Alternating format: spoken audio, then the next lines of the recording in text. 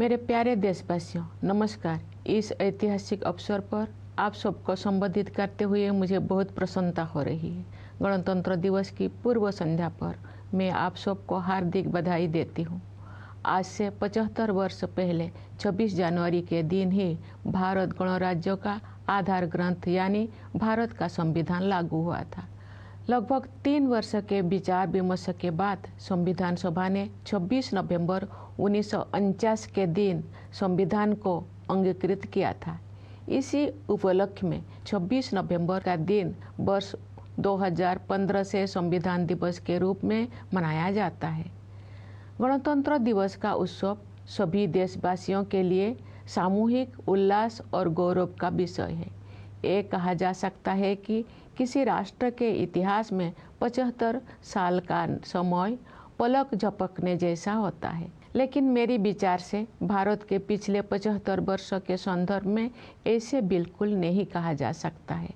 ये वो कालखंड है जिसमें लंबे समय से सोई हुई भारत की आत्मा फिर से जागी है और हमारा देश विश्व समुदाय में अपना समुचित स्थान प्राप्त करने के लिए अग्रसर हुआ है। विश्व के प्राचीनतम सभ्यताओं में शामिल भारत को ज्ञान और विवेक का उद्गम माना जाता था, लेकिन भारत को एक अंधकारमय दौर से गुजरना पड़ा। औपनिवेशिक शासन में अमानवीय शोषण के कारण देश में घोर गरीबी व्याप्त हो गई। आज के दिन सबसे पहले हम उन शूरवीरों को याद करते हैं जिन्होंने मातृभूमि को विदेशी शासन की बेड़ियों से मुक्त करने के लिए बड़ी से बड़ी कुर्बानी दी। उनमें से कुछ स्वाधीनता सेनानियों के बारे में लोग जानते हैं, लेकिन बहुतों के बारे में उन्हें जानकारी नहीं थी। इस वर्ष हम भगवान बिरसा मुंडा की 150वीं जयंती मना रहे हैं। वे ऐसे अग्रणी स्वाधीनता सेनानियों में शामिल हैं जिनकी भूमिका को राष्ट्रीय इतिहास के संदर्भ में आप समुचित महत्व दिया जा रहा है। 20वीं सदी के आरंभिक दशकों में स्वाधीनता सेनानियों के संघर्षों ने संगठित राष्ट्रव्यापी आंदोलन का रूप ले लिया। देश का सौभाग्य था कि महात्मा गांधी, रविंद्रनाथ टैगोर और बाबा साहेब आम्बेडकर जैसे महान विभूतियों ने हमारे देश के लोकतांत्रिक मूल्यों को फिर से जीवंत बनाया। न्याय, स्वतंत्रता, समता और बंधुता केवल सैद्धांतिक अवधारणाएं नहीं है, जिनका परिचय हमें आधुनिक युग में प्राप्त हुआ है। ये जीवन मूल्य तो सदा से हमारी सभ्यता और संस्कृति का अंग रही है। नव स्वाधीन भारत के संविधान और गणराज्य के भविष्य को लेकर जो आलोचक संदेह व्यक्त करते थे, उन लोगों को इन्हीं जीवन मूल्यों के बल पर पूरी तरह से गलत सिद्ध किया जा सका। भारत के गणतांत्रिक मूल्यों का प्रतिबिंब हमारी संविधान सभा की संरचना में भी दिखाई देता है। उस सभा में देश के सभी हिस्सों और सभी समुदायों का प्रतिनिधित्व था।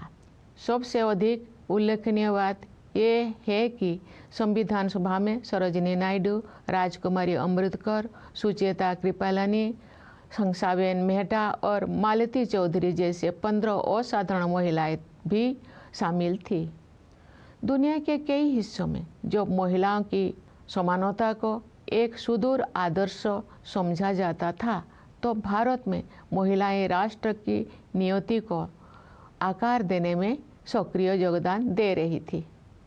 हमारा संविधान एक जीवंत दस्तावेज इसीलिए बन पाया है क्योंकि नागरिकों की निष्ठा सदियों से हमारी नैतिकता परक जीवन दृष्टि का प्रमुख तत्व रही है।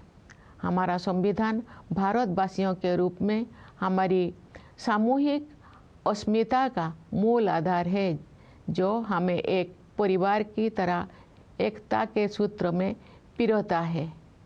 पिछले 75 वर्षों से संविधान ने हमारी प्रगति का मार्ग प्रशस्त किया है। आज के दिन हम संविधान सभा के प्रारूप समिति के अध्यक्ष डॉक्टर भीमराव अंबेडकर, सभा के अन्य प्रतिष्ठित सदस्यों, संविधान के निर्माण से जुड़े विभिन्न अधिकारियों और ऐसे अन्य लोगों के प्रति अपनी कृतज्ञता व्यक्त करते हैं, जिनके कठिन परिश्रमों के फलस्वरूप हमें ये विलक्षण ग्रंथ प्राप्त हुआ। प्यारे देशवासियों, संविधान लागू होने के बाद के ये 75 वर्ष हमारे युवा गणतंत्र की सर्वांगीण प्रगति के साक्षी है। स्वाधीनता के समय और उसके बाद भी देश के बड़े हिस्सों में घोर गरीबी और भूखमरी की स्थिति बनी हुई थी, लेकिन हमारा आत्मविश्वास कभी डिगा नहीं। हमने ऐसे परिस्थितियों के निर्माण का संकल्प लिया जिनमें सभी को विकास करने का अवसर मिल सके। हमारे किसान भाई बहनों ने कड़ी मेहनत की और हमारे देश को खाद्यान्न उत्पादन में आत्मनिर्भर बनाया। हमारे मजदूर भाई बहनों ने अथक परिश्रम करके हमारा इंफ्रास्ट्रक्चर और मैन्युफैक्चरिंग सेक्टर का कायाकल्प कर दिया।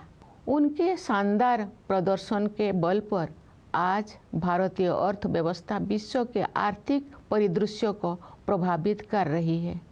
आज का भारत अंतर्राष्ट्रीय मंच पर नेतृत्व की स्थिति हासिल कर रहा है। संविधान में निर्धारित रूपरेखा के बिना ये व्यापक परिवर्तन संभव नहीं हो सकता था। हाल के वर्षों में आर्थिक विकास की दर लगातार ऊंची रही है, जिससे हमारे युवाओं के लिए रोजगार के अवसर पैदा हुई है। किसानों और मजदूरों के हाथों में अधिक पैसा आया है तथा बड़ी संख्या में लोगों को गरीबी से बाहर निकाला गया है। साहसिक और दूरदर्शी आर्थिक सुधारों के बल पर आने वाले वर्षों में प्रगति की ये रफ्तार बनी रहेगी। समावेशी विकास हमारी प्रगति की आधारशिला है, जिससे विकास का लाभ व्यापक स्तर पर अधिक से अधिक देशवासियों तक पहुंचता है। सरकार द्वारा वित्तीय समावेशन को सर्वोच्च प्राथमिकता दी जा रही है।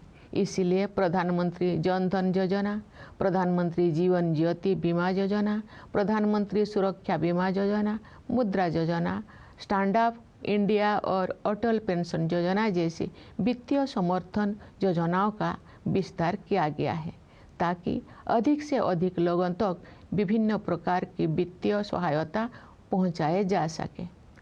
ये भी एक बहुत महत्वपूर्ण बदलाव है कि सरकार ने जन कल्याण को नई परिभाषा दी है, जिसके अनुसार आवास और पेयजल जैसी बुनियादी जरूरतों को अधिकार माना गया है।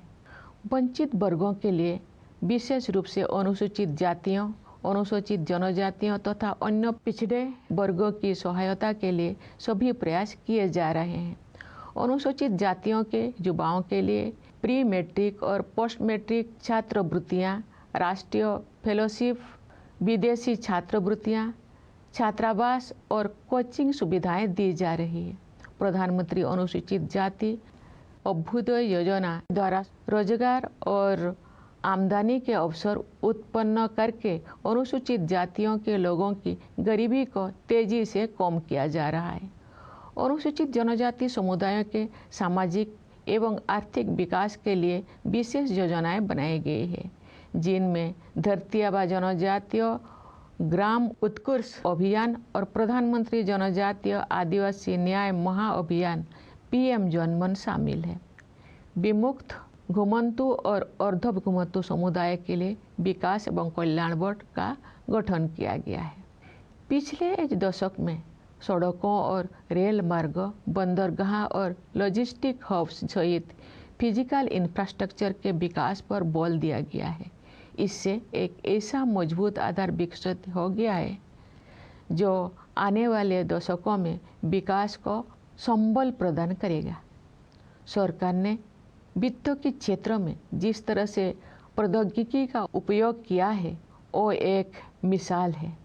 डिजिटल भुगतान को विभिन्न विकल्पों के साथ साथ प्रत्यक्ष लाभ हस्तांतरण की प्रणाली ने समावेशन को बढ़ावा दिया है, जिससे बड़ी संख्या में लोगों को फॉर्मल सिस्टम में शामिल किया जा सका है।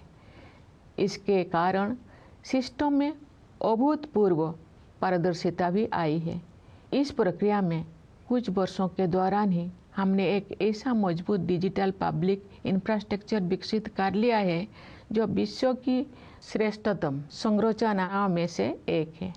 इंसॉल्वेंसी एंड बैंकरप्सी कोड जैसा साहसिक उपायों के परिणाम स्वरूप बैंकिंग व्यवस्था अब अच्छी स्थिति में आ गई है। इससे शेड्यूल्ड कमर्शियल बैंकों की नॉन परफॉर्मिंग एसेट्स में काफ़ी कमी आई है। प्यारे देशवासियों, वर्ष 1947 में हमने स्वाधीनता प्राप्त कर ली थी, लेकिन औपनिवेशिक मानसिकता के कई अवशेष लंबे समय तक विद्यमान रहे। हाल के दौर में उस मानसिकता को बदलने के ठोस प्रयास हमें दिखाई दे रही है। ऐसे प्रयासों में Indian penal code, criminal procedure code और इंडियन एविडेंस एक्ट के स्थान पर भारतीय न्याय संहिता, भारतीय नागरिक सुरक्षा संहिता और भारतीय साक्ष्य अधिनियम को लागू करने का निर्णय सर्वाधिक उल्लेखनीय है। न्यायशास्त्र की भारतीय परंपराओं पर आधारित इन नई अधिनियमों द्वारा दंड के स्थान पर न्याय प्रदान करने की भावना को आपराधिक न्याय प्रणाली के केंद्र में रखा गया है। इसके अलावा इन नए कानूनों में महिलाओं और बच्चों के विरुद्ध अपराधों पर काबू पाने को सर्वोच्च प्राथमिकता दी गई है। इतने बड़े पैमाने पर सुधार के लिए साहसपूर्ण दूरदर्शिता की आवश्यकता होती है। देश में चुनाव को एक साथ संपन्न कराने के लिए संसद में पेश किया गया विधेयक एक और ऐसा प्रयास है जिसके द्वारा सुशासन को नए आयाम दिया जा सकते हैं। एक राष्ट्र एक चुनाव की व्यवस्था से शासन में निरंतरता को बढ़ावा मिल सकता है। नीति निर्धारण से जुड़े निष्क्रियता समाप्त की जा सकती है। संसाधनों की अन्यत्र खर्च हो जाने की संभावना कम हो सकती है तथा वित्तीय बोझ को कम किया जा सकता है। इनके अलावा जन हित में अनेक अन्य लाभ भी हो सकते हैं। हमारे सांस्कृतिक विरासत के साथ हमारे जुड़ाव और अधिक गहरा हुआ है। इस समय आयोजित हो रहे प्रयागराज महाकुंभ को उस समृद्ध विरासत की प्रभावी अभिव्यक्ति के रूप में देखा जा सकता है। हमारी परंपराओं और रीति रिवाजों को संरक्षित करने तथा उनमें नई ऊर्जा का संचार करने के लिए संस्कृति के क्षेत्र में अनेक उत्साहजनक प्रयास किए जा रहे हैं। भारत भूमि महान भाषाई विविधता से समृद्ध है। इस समृद्धि को संरक्षित करने तथा इस परंपरा को आगे बढ़ाने के लिए सरकार ने असमिया, बंगला, मराठी, पाली और प्राकृत को शास्त्रीय भाषाओं के रूप में मान्यता प्रदान की है। तमिल, संस्कृत, तेलुगु, कन्नड़, मलयालम और ओडिया भाषाएं पहले से ही इन श्रेणी में शामिल हैं। सरकार अब इन 11 शास्त्रीय भाषाओं में शोध कार्यों को सक्रिय रूप से बढ़ावा दे रही है। मुझे प्रसन्नता है कि गुजरात के वडनगर में भारत के प्रथम आर्कोलॉजिकल एक्सपीरियंशियल म्यूजियम का कार्य पूरा होने वाला है। ये म्यूजियम एक आर्कोलॉजिकल साइट से जुड़ा हुआ है।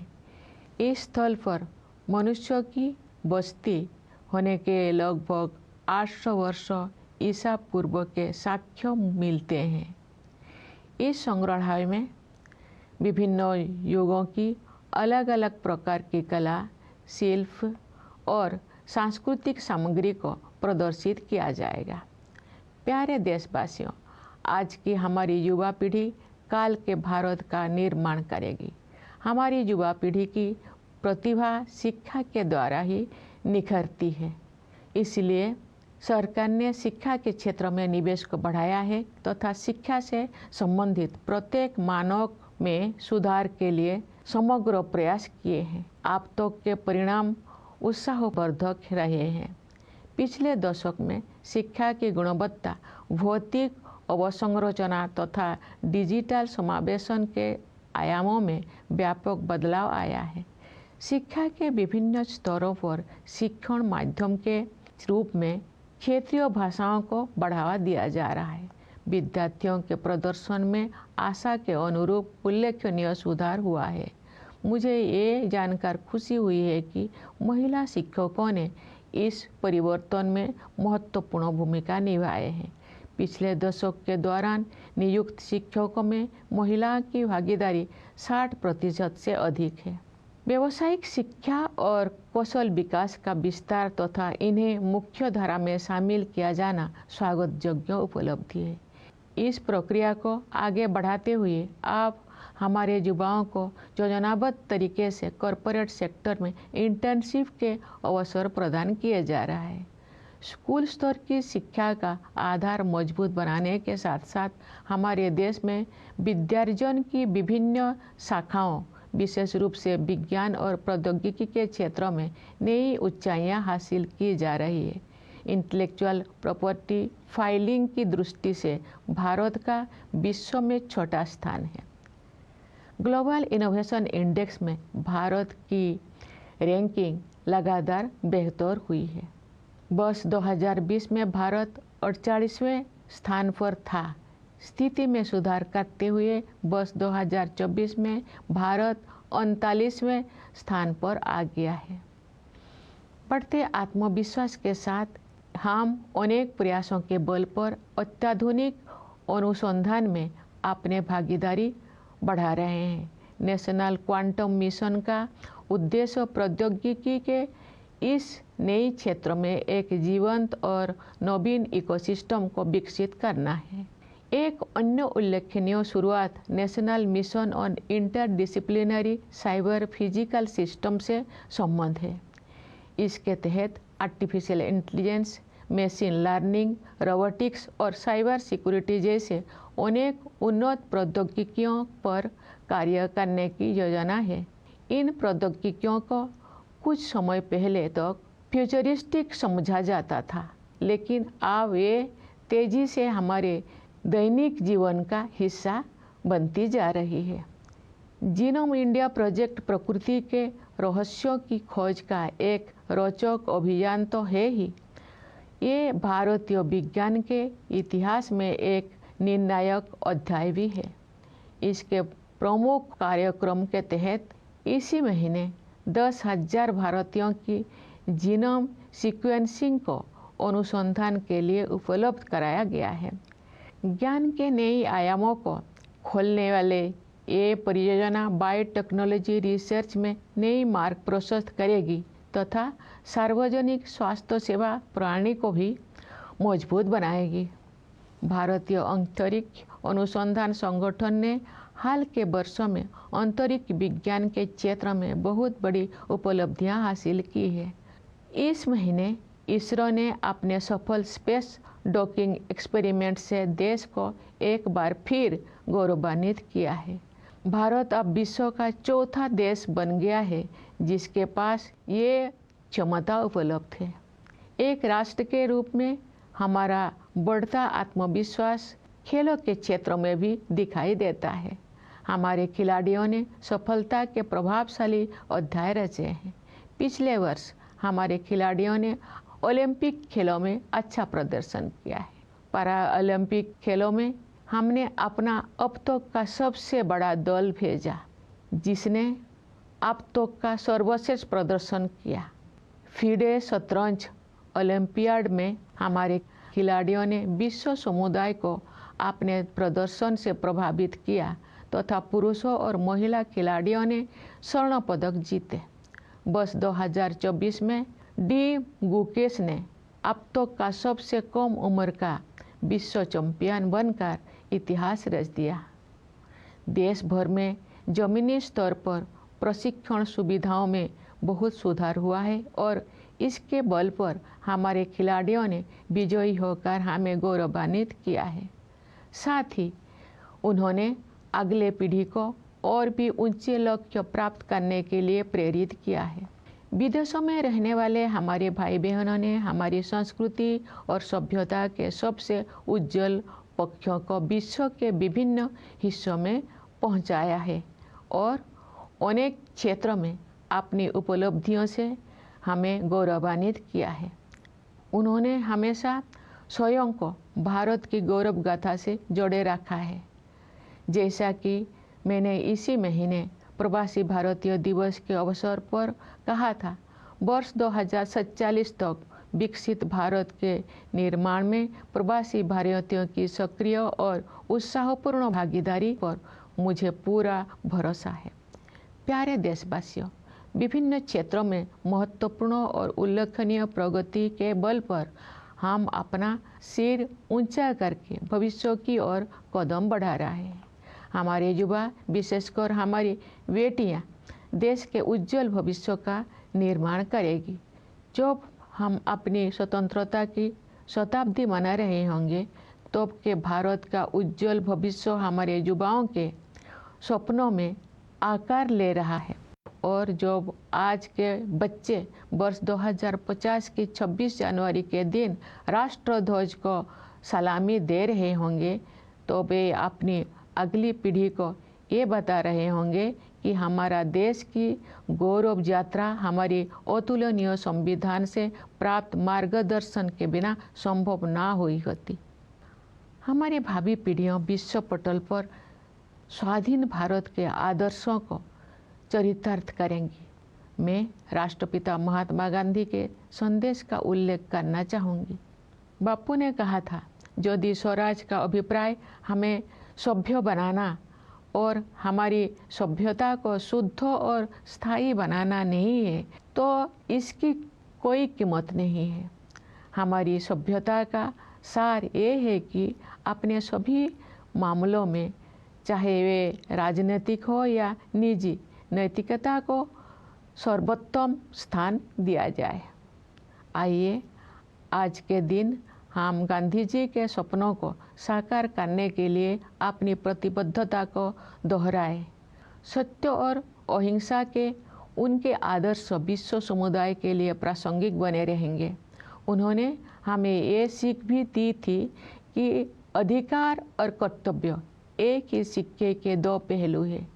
सच तो ये है कि कर्तव्य ही अधिकार का वास्तविक स्रोत है। सभी के प्रति करुणा के बारे में उनकी शिक्षा को भी हम याद करें। वे कहते थे कि हमें केवल मनुष्यों के प्रति ही नहीं, बल्कि अपने आसपास के पशु पक्षियों, पेड़ पौधों, नदियों और पहाड़ों के प्रति भी संवेदना का भाव रखना चाहिए। हम सभी का कर्तव्य है कि जलवायु परिवर्तन के वैश्विक संकट का सामना करने के प्रयासों में अपना योगदान अवश्य दें।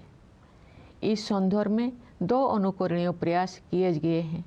विश्व स्तर पर Bharat mission lifestyle for environment नामक एक जन आंदोलन का नेतृत्व कर रहा है। इसका उद्देश्य पर्यावरण के संरक्षण और संवर्धन में व्यक्तियों और समुदायों को अधिक सक्रिय होने के लिए प्रेरित करना है। पिछले वर्ष विश्व पर्यावरण दिवस के अवसर पर हमने अपनी मातृशक्ति के साथ साथ जीवनदायिनी प्रकृति की पोषण शक्ति के प्रति सम्मान व्यक्त करते हुए एक पेड़ माँ के नाम के संदेश के साथ एक अनूठा अभियान शुरू किया था। इस अभियान का 80 करोड़ पौधे लगाने का लक्ष्य समय सीमा से पहले ही पूरा कर लिया गया है। विश्व समुदाय ऐसे अभिनव प्रयासों से सीख ले सकते हैं। लोग ऐसे प्रयासों को स्वयं के आंदोलन के रूप में अपना सकते हैं। प्यारे देशवासियों, मैं एक बार फिर आप सभी को गणतंत्र दिवस की बधाई देती हूँ। देश की सीमाओं की रक्षा करने वाले हमारे सैनिकों के साथ साथ सीमाओं के भीतर देश को सुरक्षित रखने वाले पुलिस और अर्धसैनिक बलों के जवानों को भी मैं बधाई देती हूँ। न्यायपालिका, सिविल सेवाओं तथा विदेशों में हमारी मिशनों के सदस्यों को भी मेरी बधाई। मेरी शुभकामना है कि आप सब अपने प्रयासों में सफलता प्राप्त करें। धन्यवाद। जय हिंद, जय Bharat.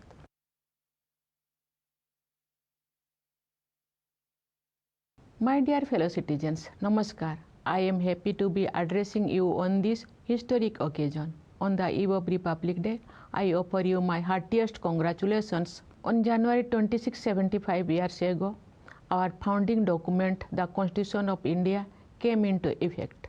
The Constituent Assembly, after nearly 3 years of debates, adopted the Constitution on 26th of November in 1949. That day, 26th November, has been celebrated as Samvidhan Divas, that is Constitution Day, since 2015.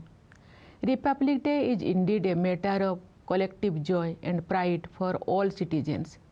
75 years, someone might say, is only the blink of an eye in the life of a nation. No, I will say, not these past 75 years. This has been the time when the long dormant soul of India has awakened again, taking strides to regain its rightful place in the community of nations. Among the oldest civilizations, India was once known as a source of knowledge and wisdom. There, however, came a dark phase, and inhuman exploitation under colonial rule led to utter poverty. Today, we should first recall the brave souls who made great sacrifices to free the motherland from the shackles of foreign rule. Some were well known, while some remained little known till recently. We are celebrating this year the 115th birth anniversary of Bhagwan Birsa Munda, who stand as a representatives of the freedom fighters whose role in the national history is now being recognized in true proportions. In the early decades of the 20th century, their struggles consolidated in an organized nationwide independence movement. It was the nation's good fortune to have the likes of Mahatma Gandhi, Rabindranath Tagore, and Baba Saheb Ambedkar, who helped it rediscover its democratic ethos. Justice, liberty, equality, and fraternity are not theoretical concepts that we came to learn in modern times. They have always been part of our civilizational heritage. It also explains why the critics who are cynical about the future of the Constitution and the Republic when India had newly become independent were proven so thoroughly wrong. The composition of our Constituent Assembly was also a case testimony to our republican values. It had representatives from all parts and all communities of the country. Most notably, it had 15 women among its members, including stalwarts such as Sarojini Naidu, Rajkumari Amritkar, Sucheta Kripalani, Hansaben Mehta, and Malati Chaudhary. When women's equality was only a distant ideal in many parts of the world, in India, women were actively contributing in shaping the destiny of the nation. The Constitution has become a living document because civic virtues have been part of our moral compass for millennia. The Constitution provides the ultimate foundation of our collective identity as Indians. It binds us together as a family. For 75 years now, it has guided the path of our progress. Today, let us humbly express our gratitude to Dr. Ambedkar, who chaired the drafting committee, others distinguished members of the Constituent Assembly, various officers associated with, and others who worked hard and bequeathed us this most wonderful document. Dear fellow citizens, the 75 years of the Constitution are marked by an all-round progress of a young republic. At the time of independence and even later, large parts of the country had faced extreme poverty and also hunger. But one thing we were not deprived of was our belief in ourselves. We sat down to create the right conditions in which everyone would have the opportunity to flourish. Our farmers toiled hard and made our country self-sufficient. In food production, our laborers worked relentlessly to transform our infrastructure and manufacturing sector. Thanks to their sterling efforts, India's economy today influences the global economic trends. Today, India is taking leadership positions in international forums.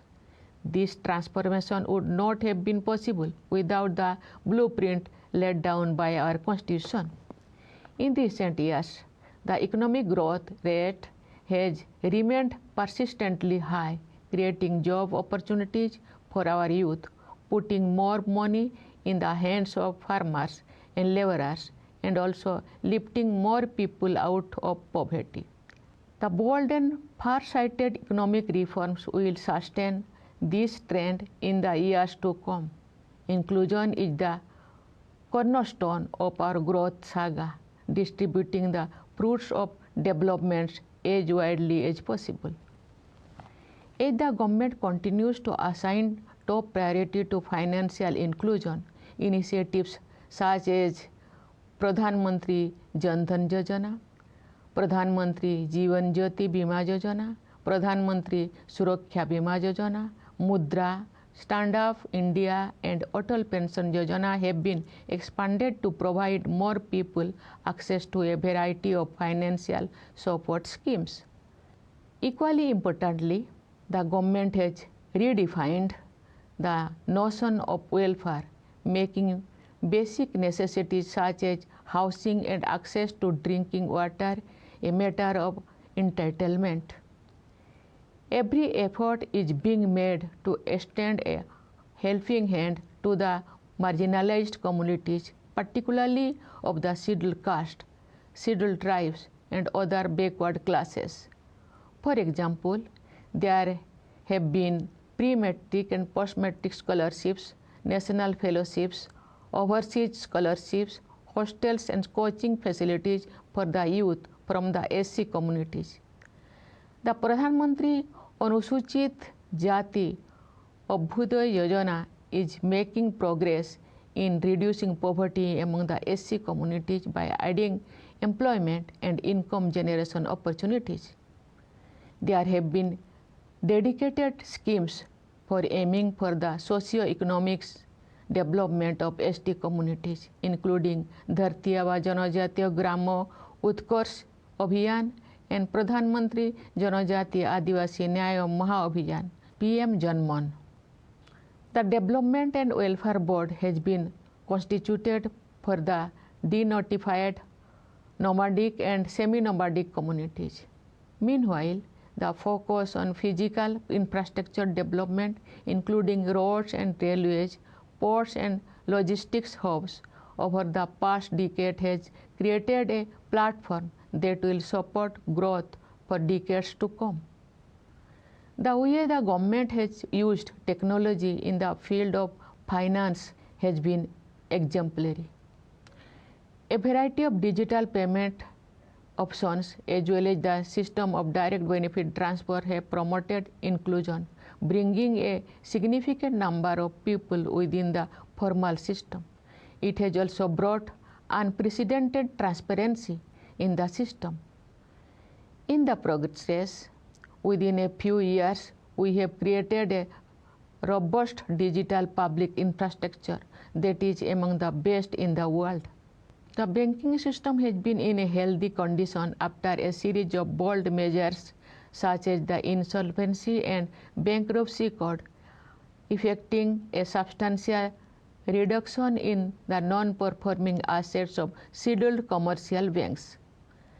Dear fellow citizens, we won freedom in 1947, but many relics of a colonial mindset persisted among us for long. Of late, we have been witnessing concerted efforts to change that mindset. Among the most noteworthy of such efforts was the decision to replace the Indian Penal Code, the Code of Criminal Procedure, and the Indian Evidence Act with the Bharatiya Nyaya Sanhita, the Bharatiya Nagarik Suraksha Sanhita, and the Bharatiya Sakshya Adhiniyam.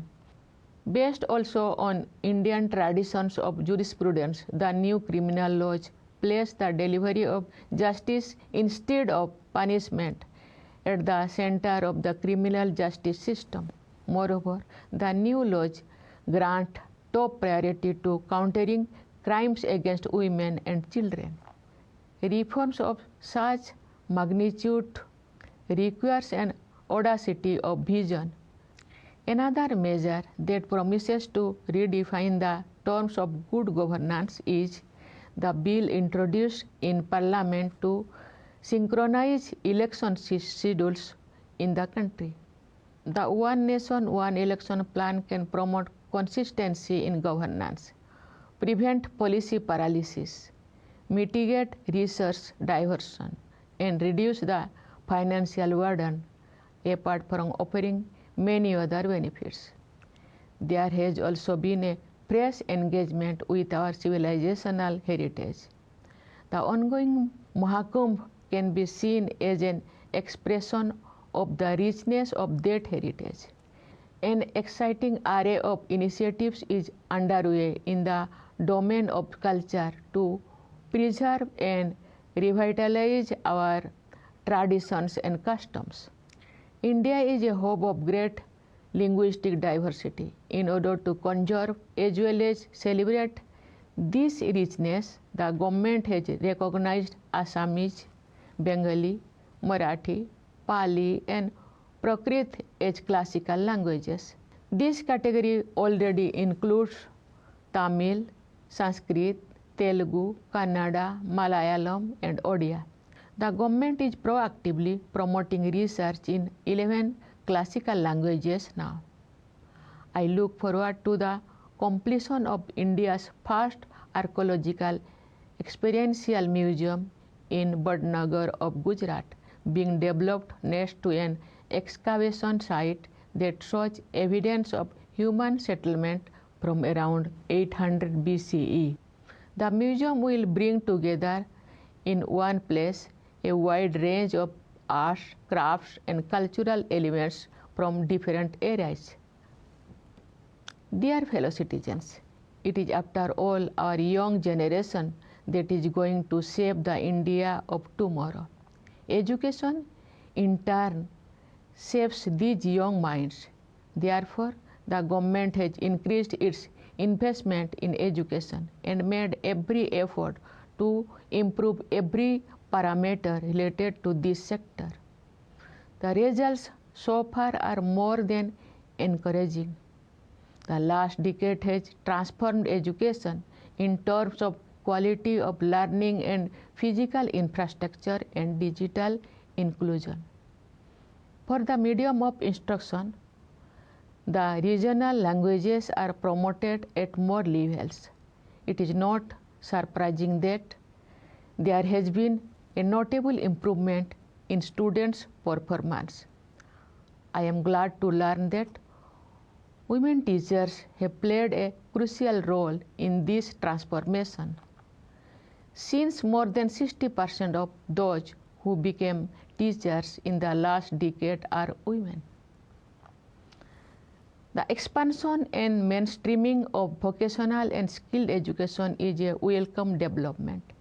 This is also supplemented now by the scheme to provide our youth internship opportunities in the corporate sector. With a stronger foundation of the school level education, India has been scaling new heights in various branches of knowledge, particularly in science along with technology. For example, India stands sixth in terms of intellectual property filing in the world. We have consistently improved our ranking in the Global Innovation Index, moving from 48th position in 2020 to 39th in 2024. With rising self-assurance, we are increasing our participation in cutting-edge research with a series of initiatives.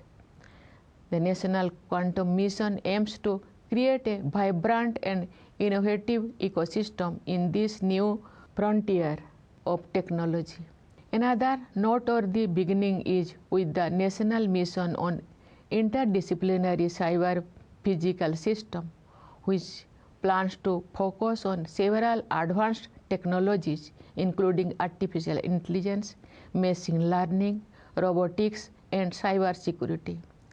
These technologies were called futuristic till recently, but they are fast becoming part of our daily lives. The Genome India project has been not only an exciting venture in exploring nature, it is also a veritable defining moment in the history of science in India. Under its flagship program, the genome sequencing of 10,000 Indians have been made available for further research only this month. This path-breaking project will open new vistas in biotechnology research and also give a fillip to the public health care system. The Indian Space Research Organization has been taking giant leaps in space in recent years. This month, the ISRO once again made the nation proud with its successful space docking experiment.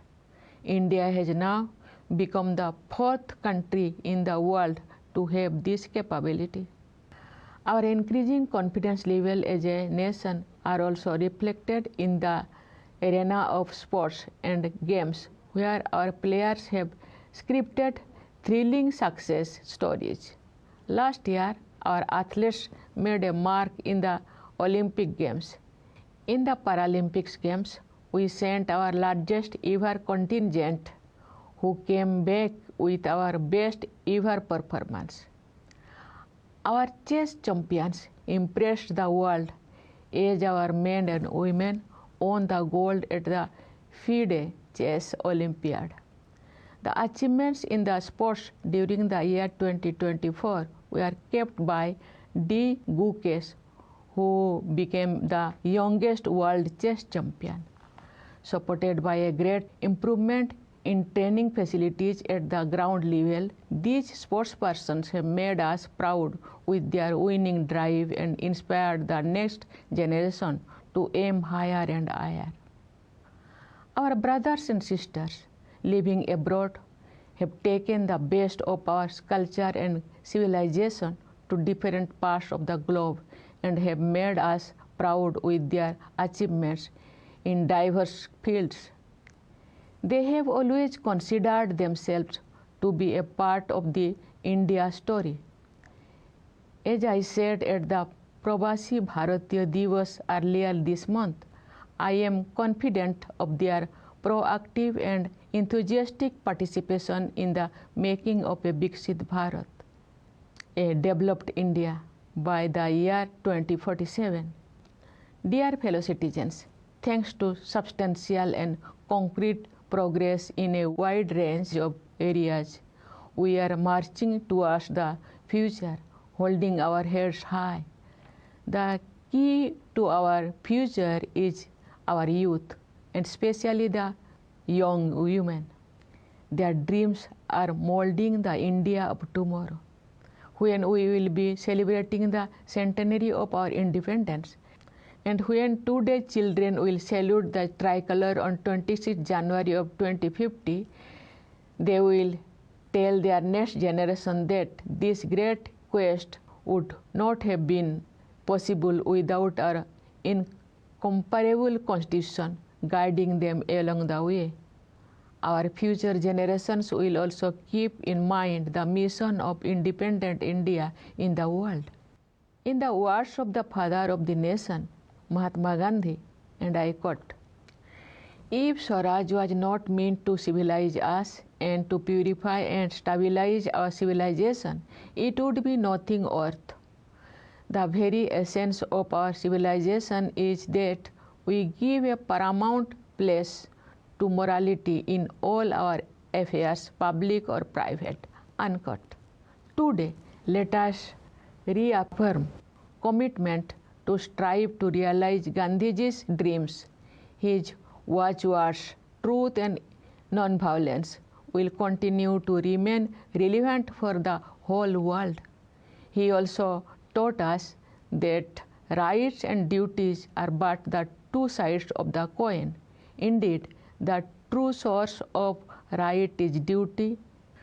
Today, we recall his relations in compassion too. Compassion not only for our human neighbors, but also for our other neighbors, namely flora and fauna, rivers and mountains. Each of us must contribute to the efforts to counter the global threats of climate change. There have been two exemplary initiatives in this regard. At the global level, India is leading a mass movement called Mission Lifestyle for Environment to inspire individuals and communities to be more proactive in protecting and preserving the environment. Last year, on World Environment Day, we launched a unique campaign, Ek Ped Maa Ke Naam, paying tribute to the nurturing power of our mothers as well as of Mother Nature. Its target of planting 80 crore seedlings was achieved ahead of the deadline. The world can learn from such innovative moves that people can adopt as their own movements. Dear fellow citizens, let me once again congratulate you all on the occasion of Republic Day. My congratulations to the soldiers guarding our borders as well as police and paramilitary personnel keeping it safe within the borders. My congratulations also to the members of the judiciary, the bureaucracy, and our missions abroad. My best wishes to you in all your endeavors. Thank you. Jai Hind, Jai Bharat.